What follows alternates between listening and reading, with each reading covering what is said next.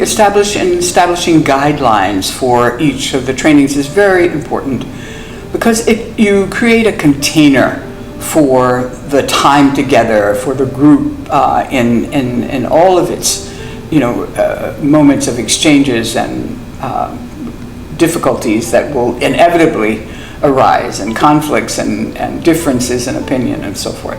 So the guidelines become, you can think of them as a set of agreements about this is how we're going to be together.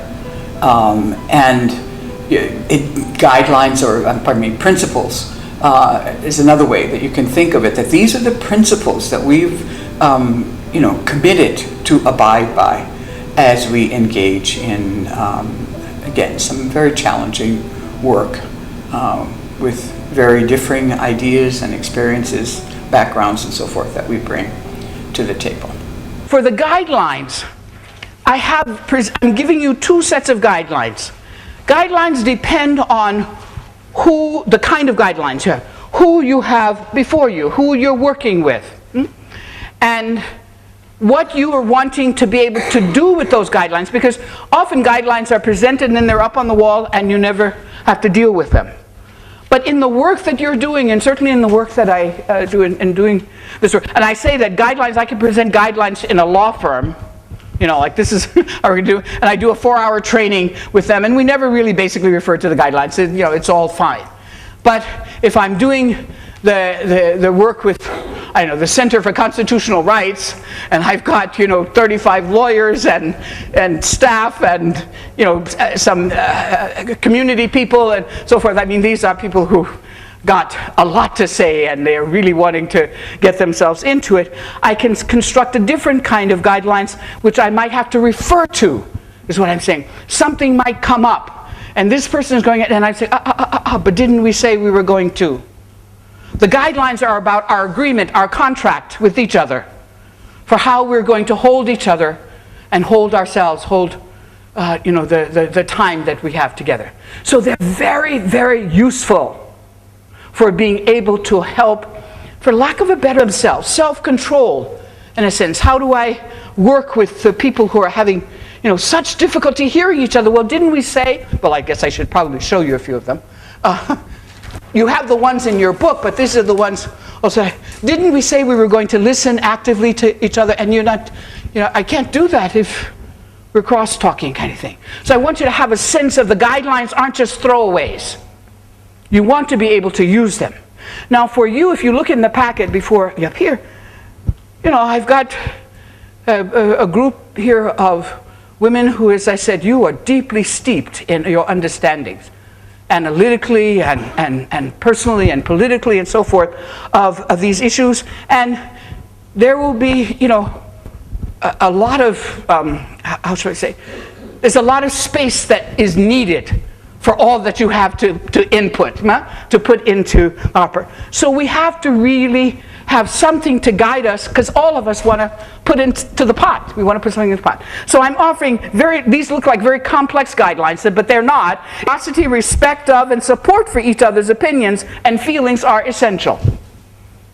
That's, really. And curiosity is there. It's like, again, because I know, when I know a lot, it's hard for me to be that interested in what's coming at me that sounds like I already know that. But how can I, get up a little bit of curiosity about just that angle on which that you have on what I think I know? Anything. So curiosity, respect, and that. Listen actively, that's always up. How can I stop the turning in my head where all I'm doing is, I'm not listening, I'm preparing to talk, right? Everything that you say, I already know that, or when you say A, I always say B, so I don't even have to listen to the rest of your A. Active listening is very important. Listening with my head, my heart, my gut, and as much as possible without judgment. The turf.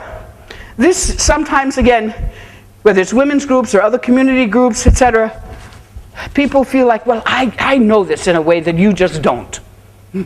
So there's a way of claiming the workshop as kind of our turf, my turf. Right. So the turf of the workshop must belong to all of us, to no one. We're colleagues, and it belongs to all of us.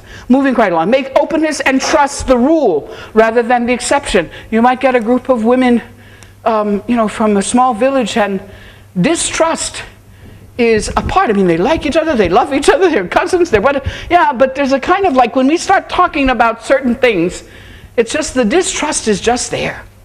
Yeah. And so putting this on the line, that making openness and trust the rule rather than the exception, and you're asking people, yeah, we can agree with this kind of thing. Moving on, people should feel secure that they can speak freely and honestly. Again, a lot of fear can be present, whether it's a group of women in a village or a group here. I'm not sure if what I said will be understood or whatever. Pay attention to my intentions. What do I want from this session? Am I willing to learn and grow? Balance advocacy with inquiry, with questions.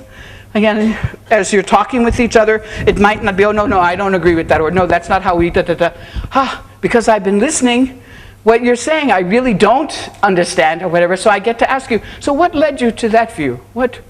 Asking questions is a way of me getting information. Building shared meaning, but also a group like yours that has some common goals. When we use the term whatever, what are we really saying, etc., we can go into that. Often, again, it depends on the nature of the work of the group, whether you do that. Finally, for all of us, use self-awareness as a resource. What am I thinking? What am I feeling? What do I want and need at this moment? What does the group need at this moment that I could give, that I could share? So it's a lot of self-reflection that's in here for guidelines. And you might never ever use all of these guidelines at any one time, but some of them, and again, you get to choose, pick and choose. This is kind of a simple way of putting it another way, like respect, big. This is big. Understanding that we all, have different ideas, different backgrounds, and none of us, you find a way to say this. This is a very important piece. No one human being has a monopoly on the truth. The other, assume others mean well. Again, and back and forth, somebody might say something that feels just the language or the way she's saying it or whatever, and when you're working with them, that's offensive to you. Comes the whole thing. If we can assume that nobody in this room woke up this morning thinking, how am I going to get on your nerves? Or how am I going to, Nobody came with that attitude.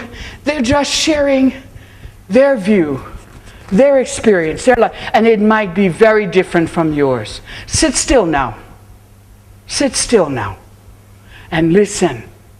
And hold with respect what she or he is trying to share. And even if that offended you, and we might get to say, there's a whole thing called an ouch. What was your ouch? You might get to say what that was, but you assume the person did not intend to hurt you by saying that. So that we're assuming that, if we assume that each one means well, that gives us a little leeway. Is that expressions everybody understand? It gives me a little benefit of the doubt. You give me a little room. It doesn't mean that I get to say things that are hurtful and wrong and awful and not be held accountable, because I might have to correct what I said when I get some clarification on it. But if I assume that you mean well, I assume that you're willing to grow and learn, and so we get here. All right, and then the bottom, in your packet, I have things. You'll see the other guidelines are on the next page. These guidelines are on the next page. And there's another thing that for each guideline, I have a little bullet underneath where I do a little explanation. This is on page 3A. I have it. So with respect ourselves, I go, refer to, it tells you a little bit about that. Yeah. So there's more stuff here. These are guidelines.